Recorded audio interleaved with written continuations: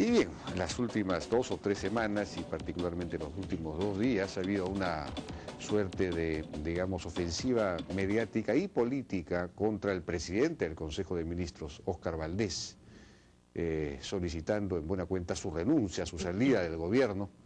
No solamente a algunos periodistas, también políticos e incluso políticos vinculados al gobierno han expresado sus reservas, sus críticas a ciertas declaraciones, en fin, y posiciones de Óscar Valdés, como por ejemplo la propia vicepresidenta de la República, Marisol Espinosa. También alguna crítica ha formulado Daniel Abugataz y por supuesto el ala izquierda de Gana Perú en el Congreso, dirigida por Javier Díez-Canseco.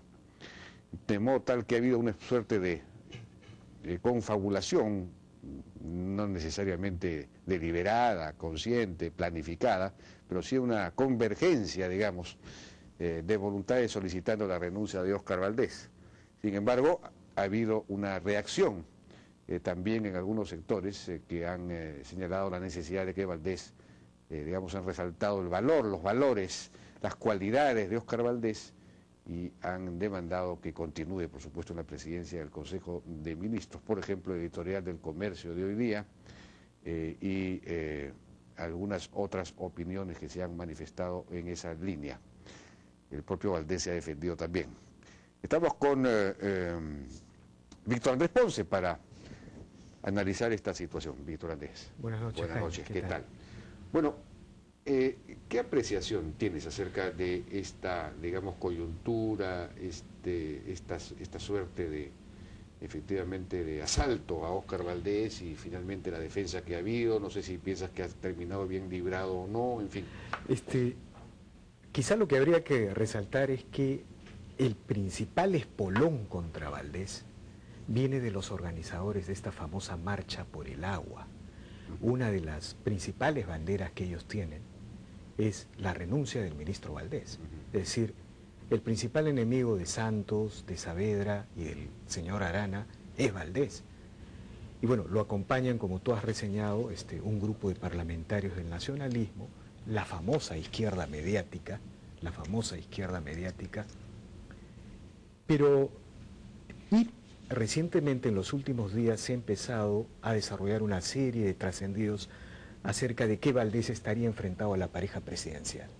En concreto, esos son los últimos trascendidos. Pero si uno mira la tendencia política del gobierno, es absolutamente contraria a todas estas predicciones catastróficas con respecto a Valdés. En primer lugar, hay que recordar que Valdés asume cuando en el Perú se estaba gestando una situación de ingobernabilidad, ¿no es cierto? Cajamarca prácticamente estaba en una situación preinsurreccional, se estaba convirtiendo en una zona liberada al margen de las leyes nacionales del país, y Valdés toma, digamos, el gabinete Valdés asume 2 decisiones: decretar el estado de emergencia y congelar las cuentas del gobierno regional. En ese momento, los dirigentes y los organizadores de esta asonada o esta preinsurrección, yo lo llamo preinsurrección, ¿no? Se ven obligados a retroceder y prácticamente pierden margen de maniobra y predicamento. Es decir, la primera acción que hace Valdés es restaurar la gobernabilidad sin disparar un solo tiro. En realidad restaura, diría yo, incluso el Estado de Derecho, ¿no? Porque el Estado de Derecho estaba siendo ampliamente violentado por el paro mismo, ¿no? Exactamente, pero además lo hace sin necesidad de recurrir a esta violencia extrema que ha causado muertos durante los gobiernos de García y de Toledo, ¿no es cierto? En el momento en que Valdés decide ejercer los resortes coercitivos que le da la Constitución, las leyes, los reglamentos, se restaura un clima de gobernabilidad en el país. ¿Por qué? Por una sencilla razón: porque la mayoría de Cajamarca y la mayoría del país no estaba con Valdés, con Santos y con el señor Arana. Por esa simple razón. Pero hay algo más, Jaime. Ahora, pero hay quienes que señalan, precisamente quienes piden su renuncia, que Valdés no es una persona, y eso lo dice, claro, Santos principalmente, que no es una persona dialogada. ¿Quién lo dice además? Santos, que de alguna manera pues se burló del gobierno, haciendo creer que iba a firmar y nunca llegó a firmar, ¿no?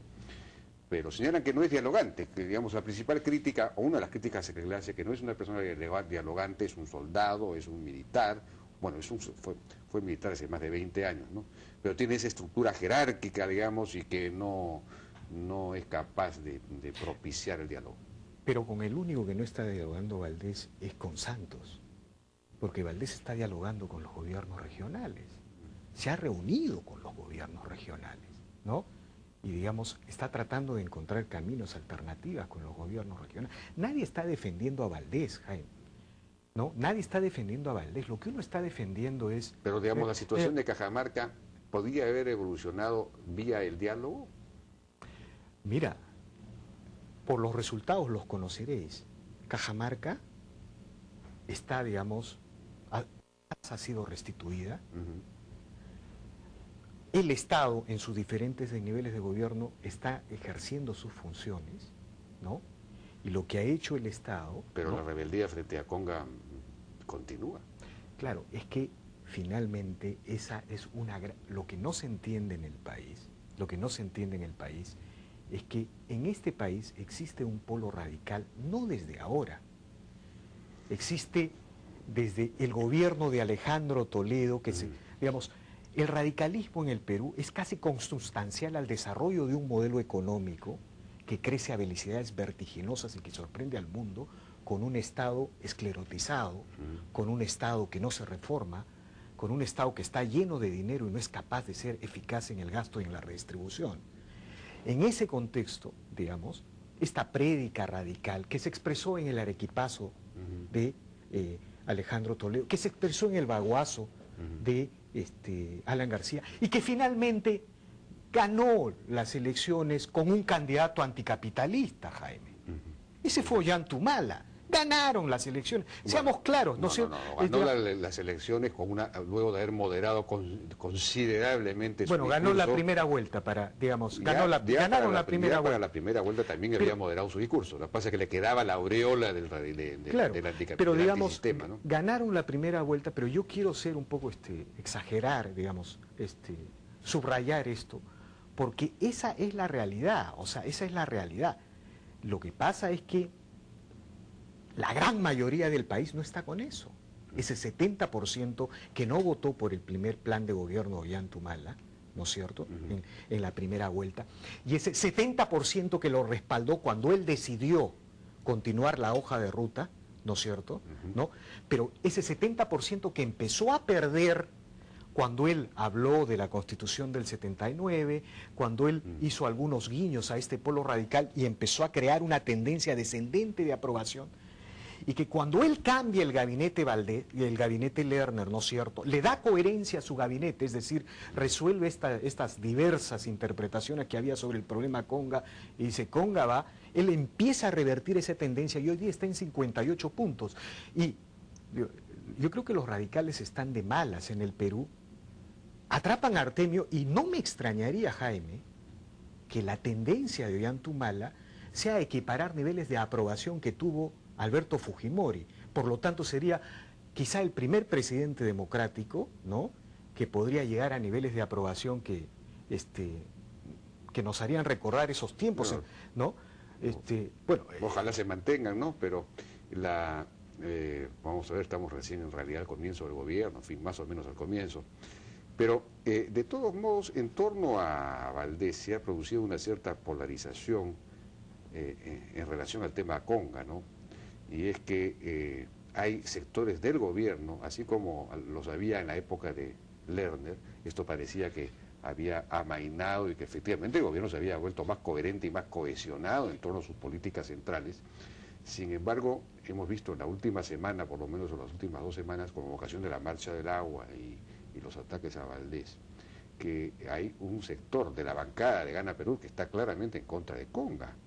Está claramente enfrentado al discurso del gobierno, que lo centraliza en Valdés, ¿no? Y cuando el propio Ollantumala fue quien en realidad de alguna manera precipitó este asunto cuando dijo Conga va, extremando digamos, la expresión, quizás no debió decirlo de esa forma, ¿no?, porque suscitó una reacción.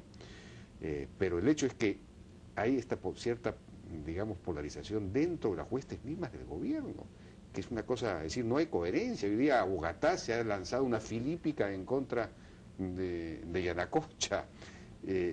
Marisol Espinosa, la vicepresidenta, algo ha dicho también en la misma línea o dijo en días pasados. Y lo que pasa es que Valdés ha cometido errores, pues, ¿no? O sea, esta idea, esta manera de plantear el tema de la teatralización en el tema de la Comisión de la Verdad, eso fue un grave error, ¿no? Claro. Igual cuando hace el balance de este tema del fujimorismo, también constituye un grave error, un error claro, de falta de experiencia política, ¿no? Pero digamos, y en términos de resultado, ¿no? Ollanta sería un suicida como presidente si es que cambiara el curso de las cosas que se ha venido implementando, porque finalmente ha permitido restituir la gobernabilidad en Cajamarca, ha permitido restituir un clima diferente en el país y está trepando en las encuestas. O sea, que digamos, la cosa no va por ahí, pero además hay algo más, Jaime. Pero le falta pues trincar a su propia gente, ¿no? De alguna manera, digamos, alinear a sus huestes. Digamos, cosas que logró cuando nombró a Valdés, pero nuevamente se le han disparado. Esas cosas yo no entiendo, ¿no? Yo no entiendo, por momentos yo trato de decirme, a lo mejor son cosas creadas, no sé, pero realmente no entiendo cómo un gobierno que ve en alza, la vicepresidenta sale a cuestionar a su primer ministro, ¿no? O los énfasis que ha puesto ahora el presidente del Congreso. Yo estoy de acuerdo en la crítica a Yanacocha. Yanacocha cometió muchos errores, ¿no? Para llevar adelante los proyectos mineros hay que corregir los errores de las empresas mineras, porque solamente así se va a poder criticar a la minería informal y la contaminación. De acuerdo, pero este es un proyecto, el de Conga, que de acuerdo al estudio de impacto ambiental, lo que va a traer son grandes beneficios. Claro. Va a dar mucha más agua, y eso se oculta y se desinforma deliberadamente. No, eso sí está clarísimo. En el gobierno no hay nadie capaz de explicarlo. Efectivamente. Nadie capaz de explicarlo. No sale el ministro de Agricultura a decir eso, no sale ni siquiera el ministro de Energía y Minas. Valdés tampoco entra al fondo del asunto, ni siquiera él. No hay ninguna campaña de explicación, no hay una campaña en la misma zona, etcétera. Sí, eso es verdad, o sea, eso es verdad, pero digamos, creo que el tiempo corre a favor del gobierno. Mira, están los peritos, eso va a abrir un debate probablemente, va a organizar un debate nacional, el trabajo de los peritos y las conclusiones de este peritaje, y creo que va a ser un tiempo favorable para esclarecer las bondades y a lo mejor corregir algunas cosas del estudio de impacto ambiental. Pero yo quería señalar otra cosa, Jaime, digamos que es, cuando yo decía que los radicales la suerte les está jugando en contra.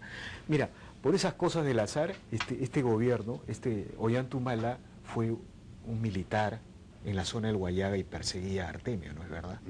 ¿No? Como militar lo perseguía y lo enfrentaba. Como presidente termina capturándolo, ¿no es cierto?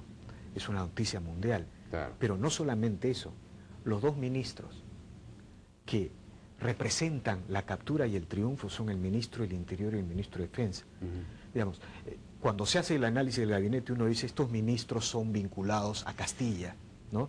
Estos ministros son vinculados a la pareja presidencial, pero los únicos dos ministros que son vinculados a Valdés son el ministro de Defensa y el ministro del Interior. De modo tal que hablar en estos momentos de debilidades, si el gobierno o la pareja presidencial estuviera en una tendencia, digamos, estuviera distanciada o estuviera pensando licenciar a Valdés, me haría recordar esa imagen que a veces presentan las ballenas cuando van a la costa desorientadas y se suicidan, ¿no? Porque, digamos, sería interrumpir esta tendencia absolutamente. Es bien difícil que un gobierno revierta tendencias descendentes. Claro. Este gobierno lo ha hecho y ha empezado a crear una tendencia ascendente y todavía no hemos medido el impacto que puede tener la captura de Artemio, ¿no? Y yo realmente no creo en estas campañas, en estas reflexiones que hace la izquierda mediática, porque Ollanta ha demostrado un enorme sentido común, que a veces, digamos, sigue sorprendiendo, ¿no? Porque de representar un proyecto anticapitalista en la primera vuelta, ¿no? sus credenciales democráticas no estaban claras, eso ha avanzado hacia otro curso, ¿no?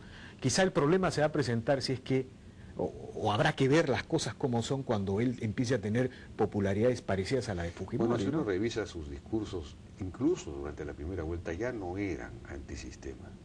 Él, la influencia de Fabre se produce desde fines del año 2010 en su propia presentación. Esto está muy claramente escrito en un reciente libro que ha salido. En su propia presentación, en la presentación de su candidatura, él desecha el discurso radical que le habían preparado y escoge el discurso moderado, y a partir de ahí de vez en cuando repite algunos elementos antisistema en algunas plazas del país, pero fuera de eso, en términos generales, el tipo se modera desde la primera vuelta. Polo blanco ya no, el polo rojo, etcétera, recorremos todo eso. Bueno, ya no tenemos más tiempo, Víctor Andrés, gracias por tu participación. Vamos a ver qué pasa pues en estos complicados terrenos de la política nacional. Vamos a una pausa y regresamos con el ministro de Economía, Luis Miguel Castilla.